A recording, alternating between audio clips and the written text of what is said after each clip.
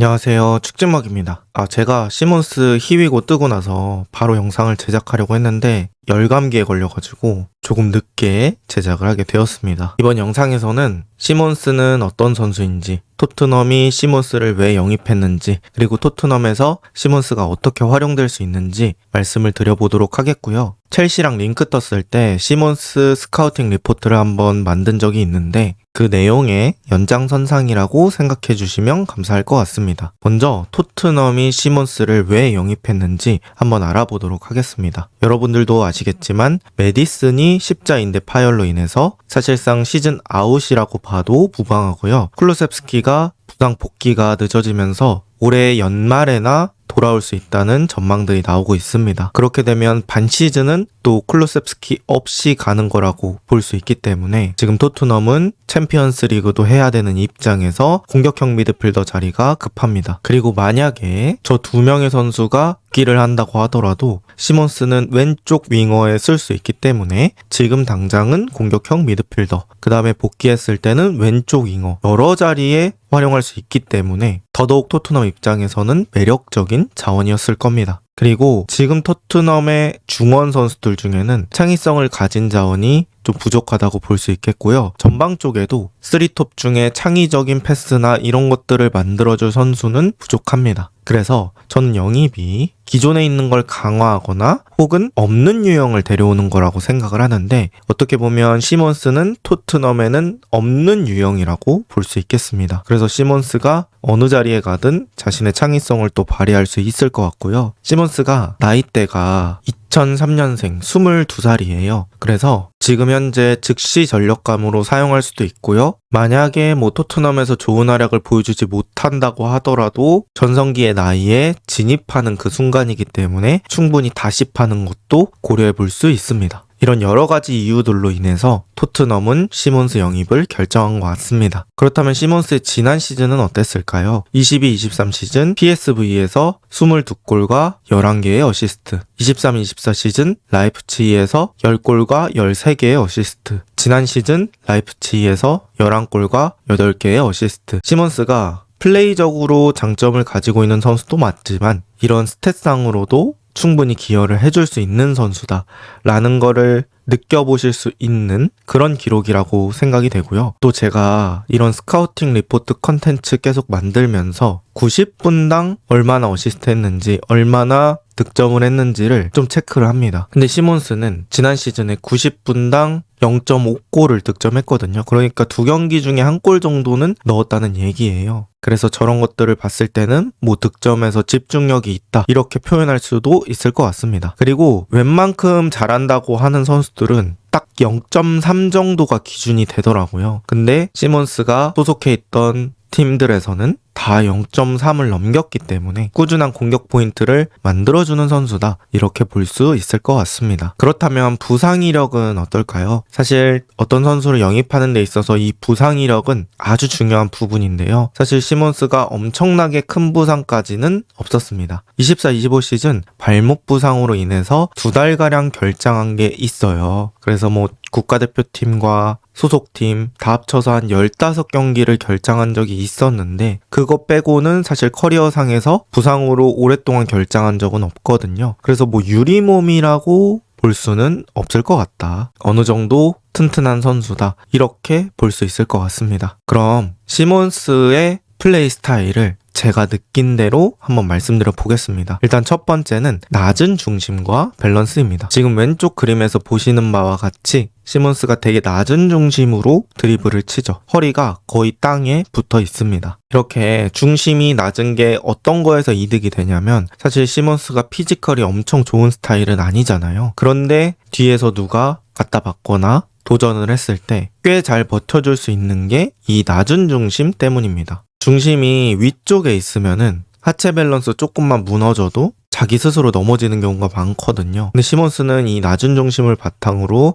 어느 정도 부딪히는 것도 견뎌준다. 그리고 방향을 바꿔도 균형이 잘 유지되면서 2차 동작을 잘 가져갑니다. 그건 상대적으로 다른 선수에 비해서 더 부드럽게 방향 전환을 할 수 있다는 거고, 상대를 드리블로 제쳐야 하는 공격수 입장에서는 상당히 중요한 능력이라고 볼 수 있습니다. 그리고 볼 운반하는데 특히 이런 낮은 중심과 밸런스, 오뚜기 같은 능력들 이런 것들이 도움이 될 수 있죠. 그리고 플레이메이킹 이전에 수비를 끌어당기는데 용이한 자원입니다. 이건 제가 뒤쪽에서도 말씀드리겠지만 시몬스가 결정적인 패스를 하기 전에 상대 수비를 자신에게 끌어당기는 그런 경향이 있어요. 근데 끌어들이는 건 모든 선수가 할 수 있죠. 하지만 끌어당기고 나서 패스를 주는 건 또 다른 얘기입니다. 끌어당기고 나서 패스를 준다. 그럼 끌어당긴 상태에서 공을 잘 안 뺏긴다는 얘기인데 그런 공을 잘 안 뺏기는 상황에 이런 낮은 중심과 밸런스가 큰 도움이 된다. 이렇게 표현할 수 있을 것 같습니다. 그 다음 플레이 스타일, 가감속 활용이 좋다. 이렇게 얘기할 수 있을 것 같아요. 저는 용수철 같다는 느낌을 많이 받았습니다. 용수철이 이렇게 세게 누를수록 더 멀리 튕기잖아요. 그런 것처럼 드리블할 때도 톡톡 한 다음에 도움닫기를 밟은 것처럼 쭉 하고 앞으로 나가는 그런 능력들이 좋고요. 그 다음에 이제 힘이 좀 좋다고 느꼈어요. 이 드리블러 중에도 약간 종이 같은 유형이 있는가 하면 이제 탄력 좋고 힘 좋게 쭉쭉 나가는 느낌이 있거든요. 이제 토트넘 선수를 예로 들어보면 브라이언 힐과 쿠두스, 이 둘 중에는 쿠두스에 더 가까운 그런 유형이다. 이렇게 보시면 될 것 같습니다. 그리고 순간 1대1 돌파도 상대의 몸을 타고 넘어간다는 느낌이 있어요. 상대가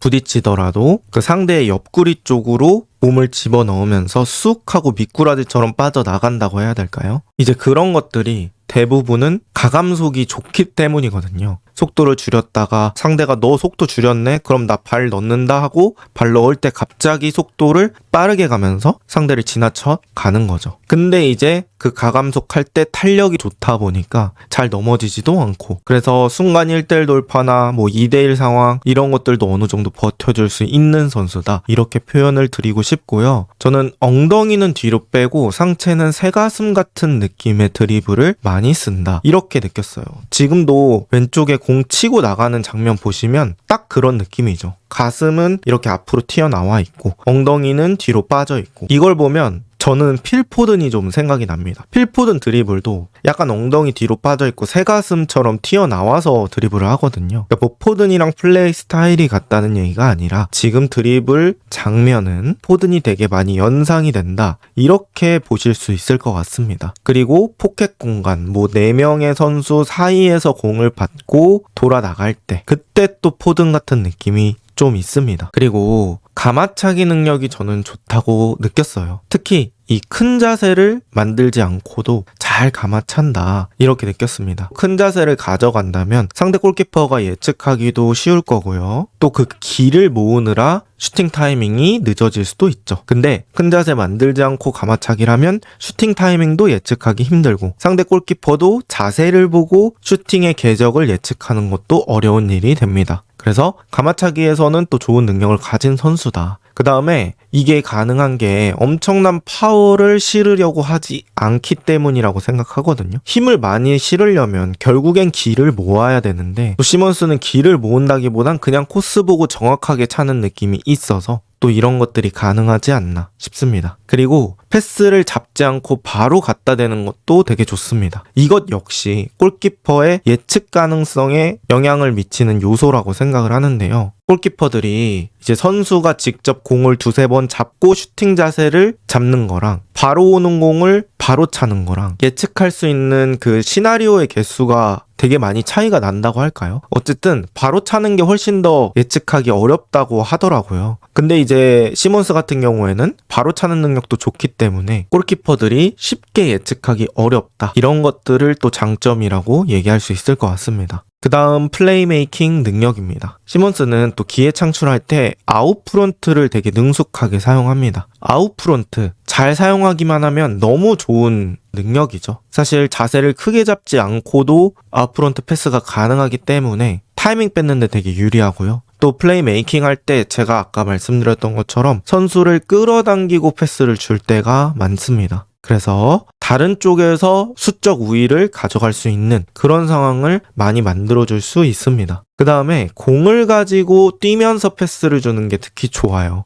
이거는 토트넘과 좀 연관된 능력이라고 볼 수 있을 것 같은데, 결국에 토트넘이 뭐 하루 종일 공격하는 걸 원하는 팀은 아니기 때문에 역습에서의 그런 임팩트가 중요하잖아요. 근데 이제 시몬스가 공 잡고 서서 줄 때뿐만 아니라 이동하면서 주는 패스도 꽤 정확하다는 게 토트넘의 입장에서는 되게 알맞는 능력이라고 볼 수 있겠습니다. 그리고 24-25 시즌 기회 창출 14위, 빅찬스 메이킹 12위고요. 제가 아까 말씀드렸던 것처럼 시몬스가 한 2달 정도의 결장 기간이 있었기 때문에 만약에 그 결장 기간이 없었다면 저 순위는 조금 더 높지 않았을까 생각합니다. 저게 아무래도 누적으로 따지다 보니까 더 많은 경기에 출전할수록 순위가 올라가는 거거든요. 어쨌든 사비 시몬스 플레이메이킹 능력도 가지고 있는 선수다, 이렇게 얘기할 수 있고요. 그 다음 공을 잘 다룹니다. 이제 플레이할 때 공을 자신의 발 범위 안에 두고 플레이한다는 느낌이 있어요. 짧은 보폭으로 통통통 치고 나가는 느낌이 있고요. 기본기가 좀 탄탄하다는 느낌이 들어서 터치 미스가 되게 적을 것 같다는 그런 느낌이 있습니다. 그리고 등진 상태에서 한 번에 공 잡고 돌아서는 그런 능력들도 있기 때문에 사비 시몬스 여러 가지로 온더볼 상황에서 상당히 기대가 되는 선수다, 이렇게 얘기할 수 있을 것 같습니다. 그렇다면 토트넘에서는 어떻게 활용될까요? 제가 여러 가지 시나리오를 세워봤는데 활용법 첫 번째입니다. 당분간은 가장 많이 볼 형태가 아닐까 싶습니다. 4-2-3-1에서 가운데 공격형 미드필더가 될 수 있을 것 같고요. 여기서 이제 중요한 건 시즌 초반에 사르가 되게 잘해주고 있단 말이죠. 그래서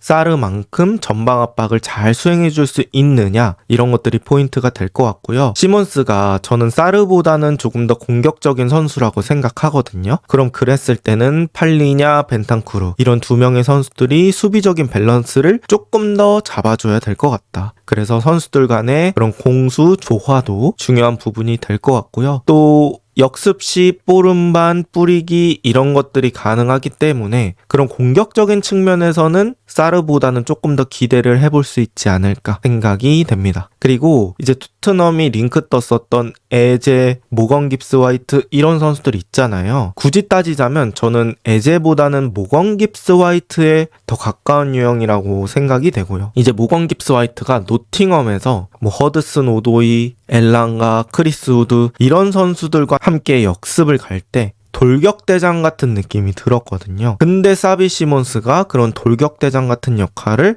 해줄 수 있다, 이렇게 생각이 됩니다. 토트넘 활용법 두 번째입니다. 프리시즌 때 실험했던 3-2-4-1 전술의 가운데 공미로 충분히 활약을 할 수 있지 않을까 싶습니다. 이제 시몬스를 선발 출전시킬 때는 왼쪽 윙어로 선발 출전시킨 다음에 이제 실제로 플레이할 때는 후방의 백스리를 형성하면서 우도기를 왼쪽 윙어처럼 높은 위치로 올립니다. 그리고 시몬스가 안쪽으로 들어가면서 가운데 공격형 미드필더처럼 플레이하는 거죠. 이건 시몬스가 안으로 들어오는 공격형 미드필더도 잘하니까 가능한 플레이고요. 바르셀로나에서 하피냐를 약간 이런 식으로 사용하잖아요. 발데가 올라갔을 때 하피냐가 안쪽으로 들어오면서 3-2-4-1처럼 플레이하는 거죠. 근데 사실 존슨은 이렇게 쓰기는 부담스럽습니다. 왜냐면 존슨이 온더볼 상황에서 엄청난 장점을 가지고 있는 선수는 또 아니고, 존슨의 장점이 닌자처럼 나타나서 득점을 하는 능력이기 때문에 또 가운데 쓰기에는 그런 공간적인 여유가 좀 적지 않을까 싶고요. 이거는 시몬스를 쓸 때 조금 더 극대화될 수 있는 전술이라고 생각합니다. 그 다음 토트넘 활용법 세 번째는 일반적인 왼쪽 윙어입니다. 이제 공격형 미드필더 자리에 사르 놓고 왼쪽 풀백에 우도기가 아닌 스펜스를 넣으면서 약간은 수비적인 성향의 선수들로 구성을 하는 거죠. 그리고 이제 시몬스, 쿠두스를 좌우에 배치하면서 역습 때 2대1 싸움을 이겨줄 수 있는 윙어들로 배치를 하는 겁니다. 맨시티 같은 강팀을 상대할 때, 내지는 상대가 공격적으로 센 팀일 때 사용될 수 있다고 생각을 하고요. 존슨보다는 훨씬 더 툴이 다양하고 또 소유의 강점을 가진 선수가 저는 시몬스라고 생각하거든요. 존슨에 비해서요. 그래서 또 여러 가지 상황에 더 적합한 선수는 시몬스가 되지 않을까 싶습니다. 그리고 스펜스의 지원 없이 사이드에서 버텨주는 선수가 또 시몬스가 될 것 같아요. 스펜스가 사실 수비에 되게 집중하느라 공격적인 지원은 많이 기대할 수는 없잖아요. 그러다 보니까 시몬스 혼자서 버틸 수 있는 상황이 필요한데 뭐 그런 거에서도 어느 정도 기대해 볼 수 있는 자원이다. 이렇게 느꼈습니다. 그리고 토트넘 활용법 네 번째, 5백으로 토트넘이 수비 라인을 구성할 때입니다. 지금 그림처럼 5백에 앞쪽에 미드필더 3명 그리고 투톱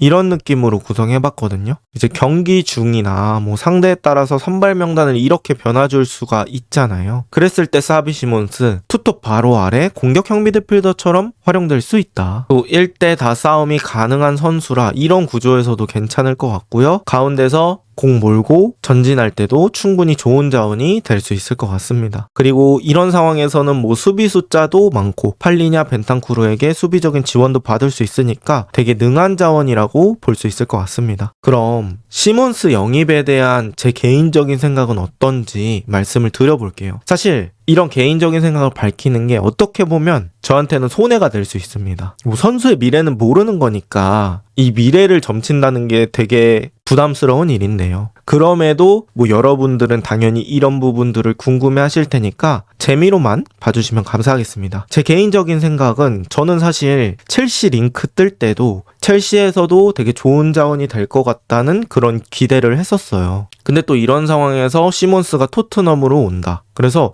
토트넘에게도 상당히 좋은 영입이 되지 않을까라고 생각을 했고요. 또 팀의 플레이 스타일에서도 되게 선수의 퍼포먼스가 달라지잖아요. 근데 프랭크 볼에도 저는 어느 정도 맞는 스타일의 영입이라고 생각했습니다. 제가 아까 말씀드렸던 것처럼 모건 깁스 화이트에 조금 더 가까운 유형이다. 에제보다는 그렇게 얘기를 드렸는데 모건 깁스 화이트 같은 돌격대장의 역할을 또 토트넘에서 해줄 수 있지 않을까라는 생각이 있습니다. 시몬스 중심으로 막 공을 잡고 앞으로 전진할 때 시몬스가 두세 명 달고 앞으로 뛰면서 사이드 쪽에 빠른 뭐 존슨이나 쿠두스한테 전개해주고 뭐 다시 오는 컷백을 마무리하고 뭐 이런 장면들을 머릿속에 상상해 볼 수 있거든요. 그런데 이제 시몬스도 중요한 거는 과한 압박으로 체력이 소진되는 경우만 줄이면 좋을 것 같아요. 어쨌든 간 이 선수의 본업은 공격형 미드필더지 뭐 압박을 하려고 나온 자원은 아니잖아요. 그래서 뭐 시몬스가 활약을 하고 6, 70분대에 교체해주면서 지속적인 관리를 해준다든지 내지는 뭐 게임 양상에 따라 사르와 45분씩 분배해서 뛴다든지 뭐 여러 가지 방법이 있을 거잖아요. 그래서 초반에 그러니까 프리미어리그 템포에 적응하기 이전까지는 너무 과한 압박 템포를 경험할 필요는 없을 것 같다. 차차 적응시켜 나가는 게 중요할 것 같다. 이렇게 느꼈고요. 토트넘이 이제 이적 시장에서 큼지막한 영입들을 했잖아요. 근데 쿠두스는 뭐 이미 증명하고 있다고 생각을 해서 제외를 했고 저는 개인적으로 테리나 팔리냐보다는 기대되는 영입이 아닐까 싶습니다. 이거 상당히 위험한 발언이긴 한데요. 그냥 제가 현 시점에 느끼는 느낌대로 한번 말씀을 드려봤고 저 개인적으로는 토트넘 플레이 스타일에 잘 맞지 않을까라는 생각이 있습니다. 여러분의 생각은 어떠신지 또 댓글로 적어주시면 감사하겠고요. 이번 영상은 여기까지입니다. 좋은 하루 보내세요.